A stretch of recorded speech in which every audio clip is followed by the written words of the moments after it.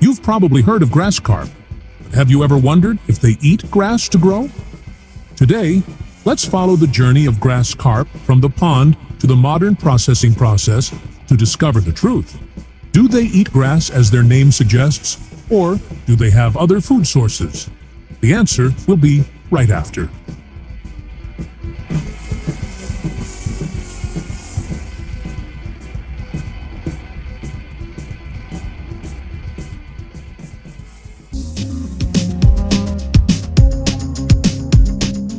Grass carp is a freshwater fish with a long history.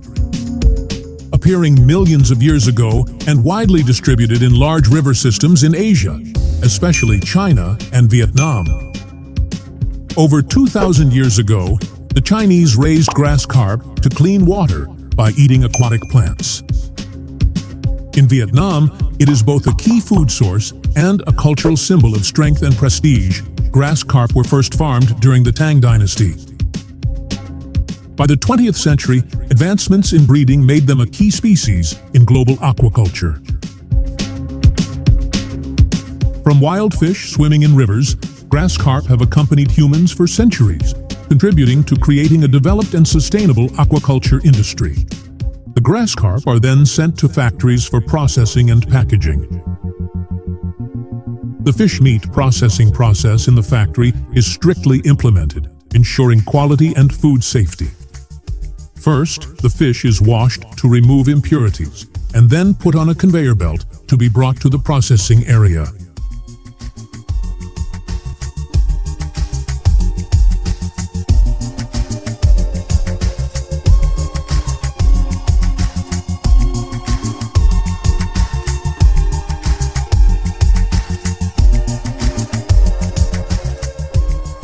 Here, the craftsman uses his skillful hands to carefully separate the fish meat and bones.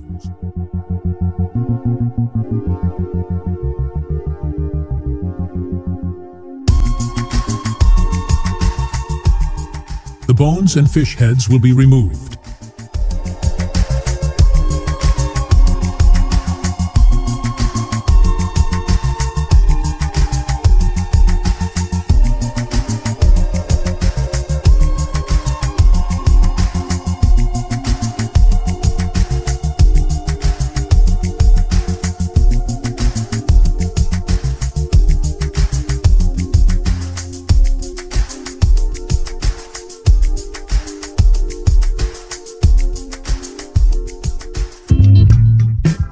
In farming, the farmer often applies two main methods to raise grass carp: raising in earthen ponds and raising in cages on rivers and lakes.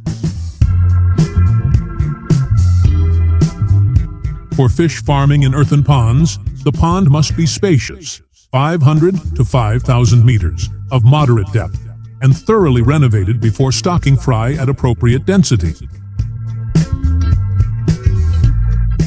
As for cage farming, the cages are 10 to 100 cubic meters in size and placed on rivers or lakes with natural currents. Fish are stocked at a density of 5 to 10 fish per cubic meter, but need to reinforce the cage before the rainy season. The main food is elephant grass, green vegetables, water hyacinth, rice bran, ground corn, or industrial food to help fish grow faster.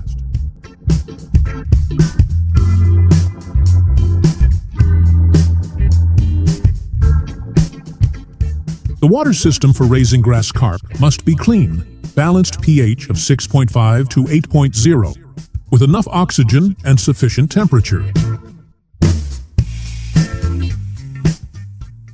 Good drainage, regular water changes, lime and microorganisms help maintain water quality.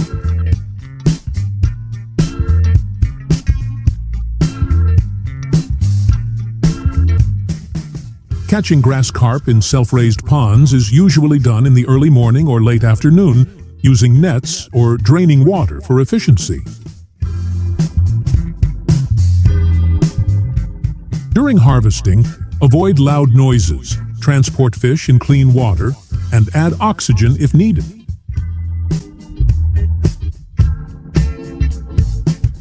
Proper handling keeps fish healthy, preserves meat quality, and enhances economic value.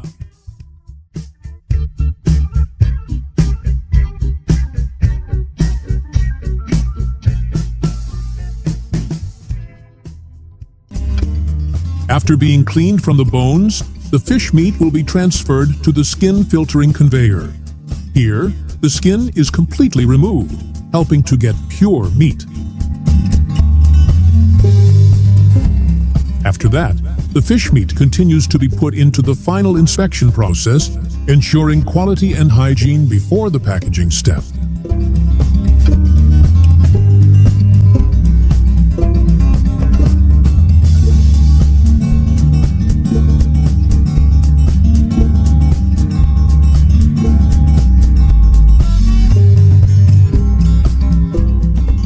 After completing the final inspection, factory workers quickly boxed the meat. Each layer of meat was carefully arranged, interspersed with protective lining to maintain optimal freshness and quality.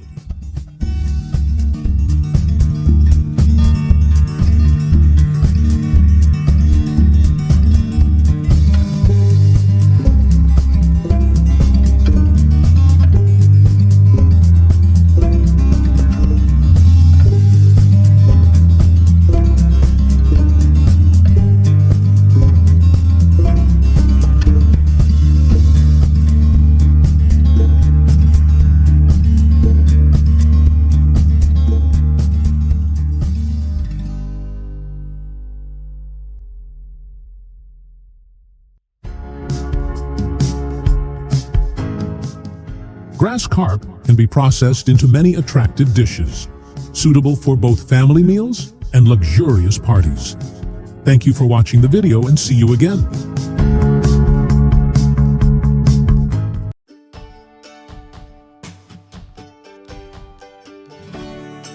Welcome to the fascinating world of centipede farming in China. These creatures, highly valued for their role in traditional medicine and beyond, are raised in ways that are both mysterious and intriguing. How do farmers care for these venomous critters? It's a story you won't want to miss. Centipedes have been around for over 420 million years, evolving alongside millipedes. Both belong to the Myriapoda subphylum, but centipedes stand out as predators with venomous bites, unlike the herbivorous millipedes. The name centipede comes from the Latin word centi, meaning 100, and pedes, meaning feet. Centipedes, *Scutigera coleoptrida*, originated in the Mediterranean but are now found worldwide, often in human homes. They are commonly found in temperate and tropical regions, living under logs, bark, mulch, and stones. During the summer, they stay outdoors, hiding in soil or plants, but in winter, they move indoors to escape the cold, often entering through moist areas like bathrooms, sewers, or water pipes. Lipstick has a rich history that dates back over 5,000 years. In ancient Mesopotamia, women crushed semi-precious stones and mixed them with beeswax to adorn their lips. Later, Cleopatra famously used crushed beetles and ants for red pigments and added fish scales for shimmer. The first solid lipstick appeared around 936 AD, and by the 16th century, pigments fixed with alabaster were used to create lip crayons. However, lipstick faced backlash during the French Revolution, as it symbolized allegiance to the aristocracy and could lead to execution. In 18th century England, it was condemned as the devil's work, and British Parliament even passed a law against it in 1770.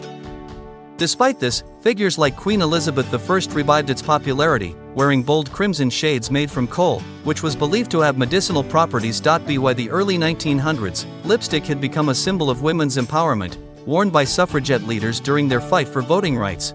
Over time, it grew into a cultural icon, celebrated by actresses like Elizabeth Taylor and Marilyn Monroe.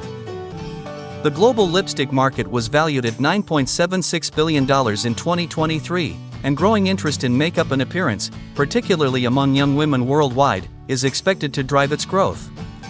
Surprisingly, the average woman spends around $2,000 on lipstick over the course of her lifetime. Let's take a closer look to better understand the technology behind the lipsticks we use every day.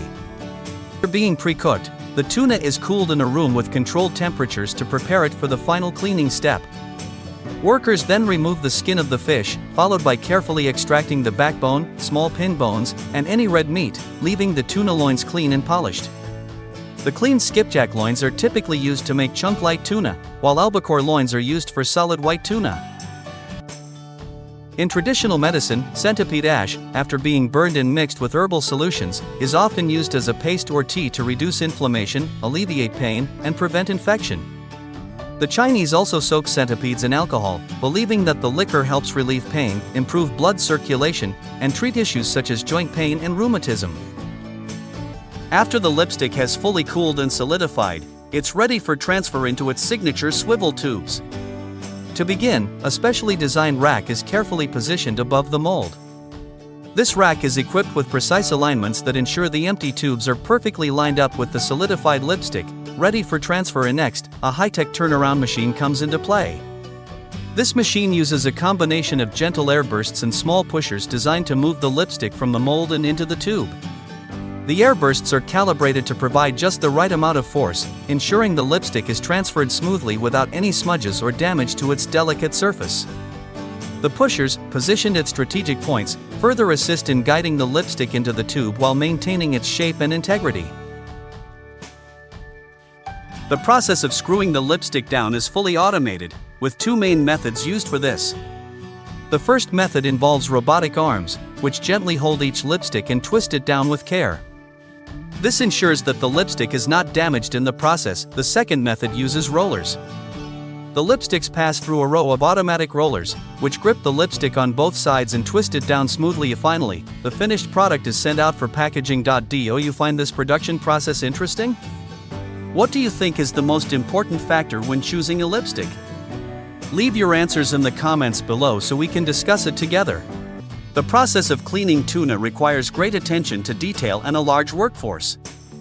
It demands not only skill but also intense focus to ensure that each piece of meat is preserved in perfect condition.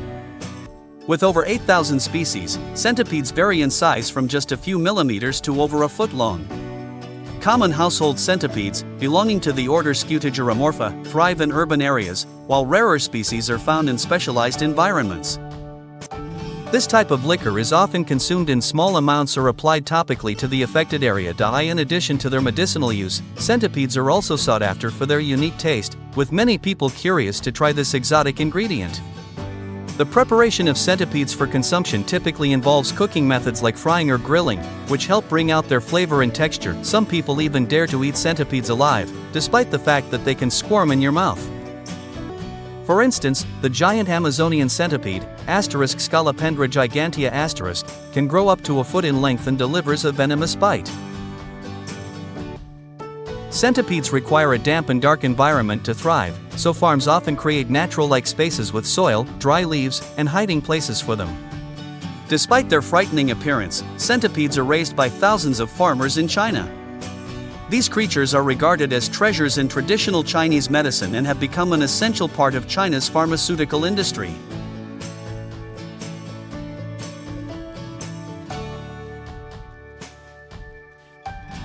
In China, centipede farms cultivate these creatures in specially designed environments to ensure optimal living conditions. Wooden boxes or plastic trays are commonly used and placed in greenhouses where both temperature and humidity are strictly controlled.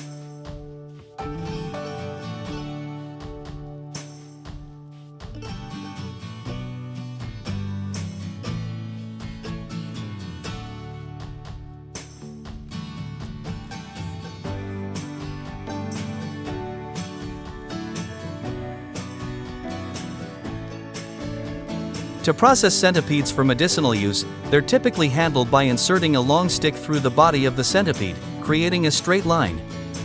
This helps prevent the centipede from becoming bent during the drying process. Afterward, the centipede is dried either under the sun or in a dry environment for preservation.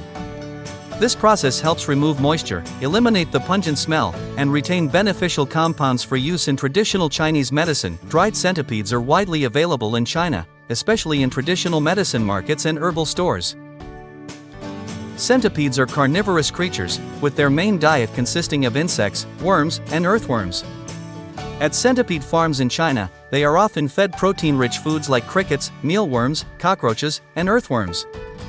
Some farms also supplement their diet with raw meat, such as chopped chicken or fish, to enhance their nutrition. The reproduction process of centipedes is fascinating. The female lays eggs and coils her body around the egg nest to protect and incubate them until they hatch, a process that lasts about a month. After hatching, the mother continues to protect the young centipedes for the first few weeks of their lives. Once they're ready, farmers feed them very small prey, such as baby ants, small insect larvae, or chopped up earthworms. Centipedes require humidity to thrive, so farmers use coconut coir and sphagnum moss to maintain moisture. These materials help retain moisture, support healthy growth, and prevent mold. Centipedes also need a damp and dark environment to thrive, so farms often create natural-like spaces with soil, dry leaves, and hiding places for them.